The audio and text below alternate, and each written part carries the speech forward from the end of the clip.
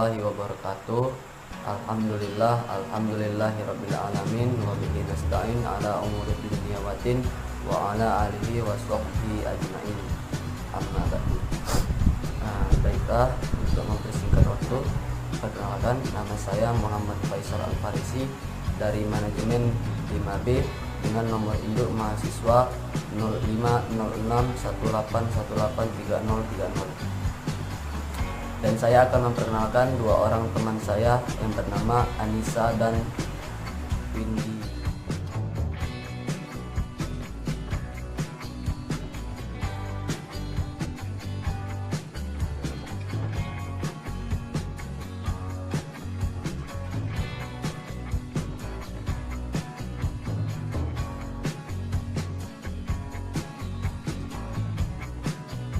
Kami dari kelompok 9 akan mempresentasikan judul makalah kami yang berjudul Strategi Lokasi.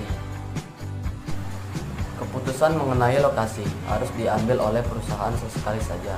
Biasanya karena pemerintah telah melebihi kapasitas pabrik yang sudah ada atau karena ada perubahan produktivitas tenaga kerja, nilai tukar, biaya-biaya, dan sikap masyarakat setempat. Perusahaan juga dapat memindahkan fasilitas menukar atau jasa mereka karena pergeseran demografi dan permintaan pelanggan, yaitu ada pilihan-pilihan yang ada dalam lokasi meliputi tapi memperluas fasilitas yang ada. 2. Mempertahankan lokasi sekarang dan menambahkan fasilitas lain di tempat lain. 3. Menutup fasilitas yang ada dan pindah ke lokasi yang lain. Keputusan lokasi bergantung pada jenis bisnis. Untuk keputusan lokasi industri, strategi yang digunakan biasanya adalah strategi yang meminimalkan biaya meskipun inovasi dan kapasitas juga penting untuk bisnis eceran dan jasa profesional. Strategi yang digunakan difokuskan pada memaksimalkan pendapatan. Walaupun demikian, strategi lokasi pemilihan gudang dapat ditentukan oleh kombinasi antara biaya dan kecepatan pengiriman. Tujuannya, strategi lokasi adalah memaksimalkan manfaat lokasi.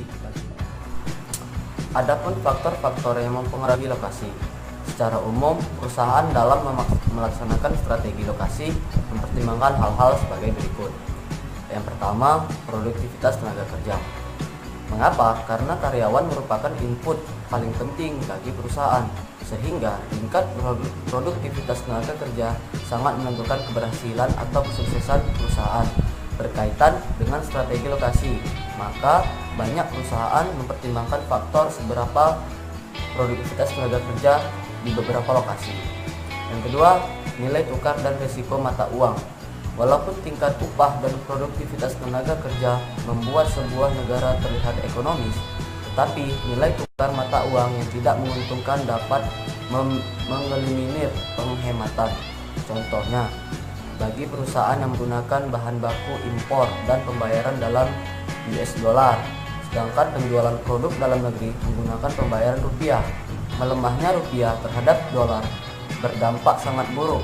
Terbukti adanya Krismon, dan sebaliknya menguatnya rupiah terhadap dolar menggunakan pengguna bahan baku impor.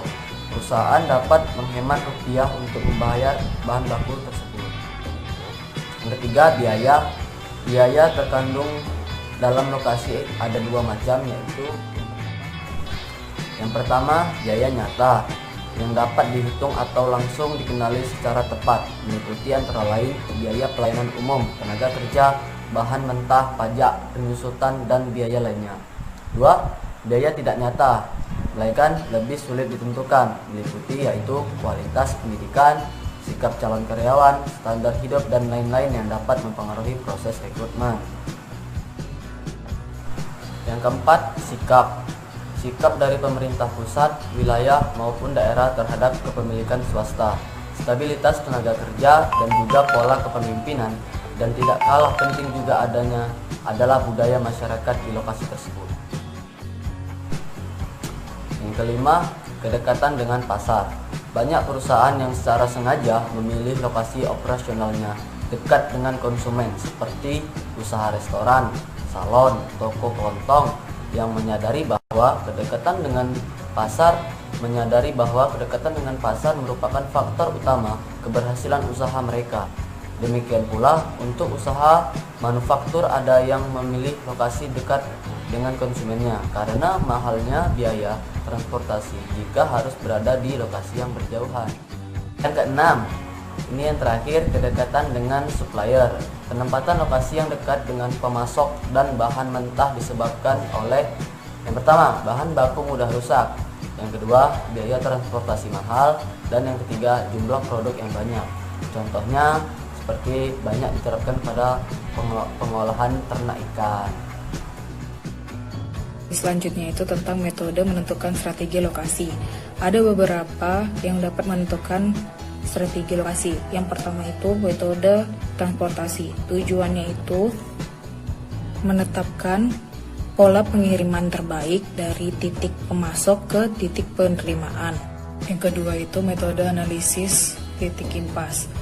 Metode ini dapat membantu manajer dalam membandingkan alternatif lokasi yang berdasarkan faktor-faktor kuantitatif yang ditujukan dengan biaya total.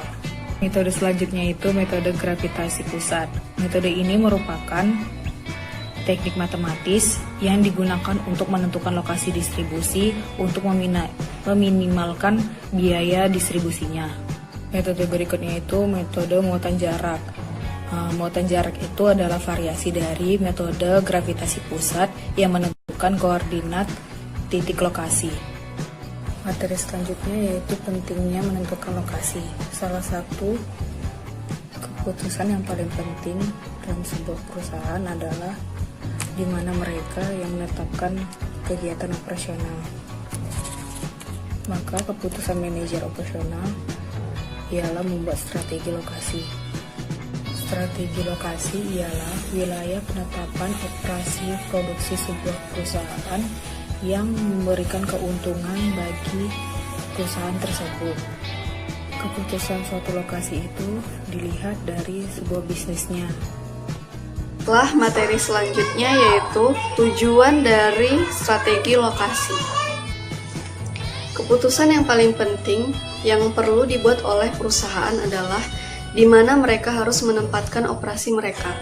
Lokasi sangat mempengaruhi risiko dan keuntungan suatu perusahaan secara keseluruhan.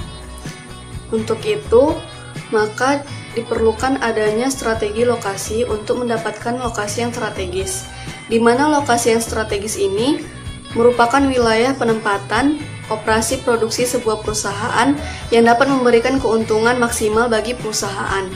Oleh karena itu, tujuan strategi lokasi adalah untuk memaksimalkan manfaat lokasi bagi perusahaan.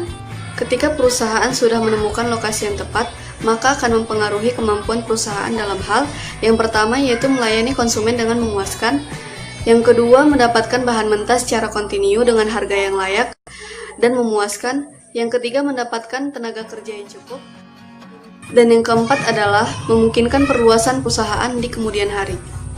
Baiklah, yang terakhir kesimpulan. Salah satu keputusan yang paling penting yang dibuat oleh perusahaan adalah keputusan dalam memilih lokasi yang tepat bagi perusahaan. Di mana keputusan ini memerlukan adanya strategi lokasi.